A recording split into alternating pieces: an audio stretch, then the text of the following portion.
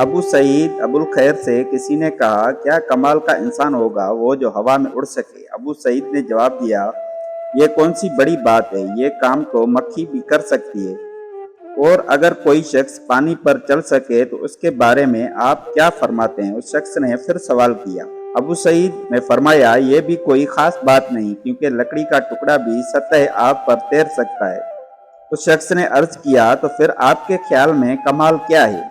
ابو سعید نے فرمایا، میری نظر میں کمال یہ ہے کہ لوگوں کے درمیان رہو اور کسی کو تمہاری زبان سے تکلیف نہ پہنچے، جھوٹ کبھی نہ کہو، کسی کا تمسخر مت اڑاؤ، کسی کی ذات سے کوئی ناجائز فائدہ مت اٹھاؤ، یہ کمال ہے۔ یہ ضروری نہیں کہ کسی کے ناجائز بات یا عادت کو برداشت کیا جائے، یہ کافی ہے کہ کسی کے بارے میں بن جانے کوئی رائے قائم نہ کریں۔ یہ لازمی نہیں کہ ہم ایک دوسرے کو خوش کرنے کی کوشش کریں، یہ کافی ہے کہ ایک دوسرے کو تکلیف نہ پہنچائیں۔ یہ ضروری نہیں کہ ہم دوسروں کی اصلاح کریں، یہ کافی ہے کہ ہماری نگاہ اپنے عیوب پر ہوں۔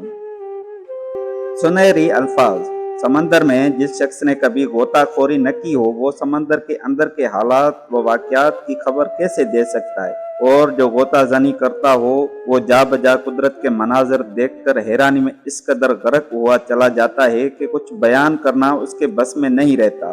غوطہ خور اگر کبھی کچھ بیان کر بھی دے تو خشکی پر رہنے والے اسے تسلیم نہیں کر پاتے، کیونکہ اس کے مشاہدے میں وہ باتیں کبھی آئی ہی نہیں ہوتی۔ غوطہ خور ہی غوطہ خور کی کیفیت و حالت جان سکتا ہے۔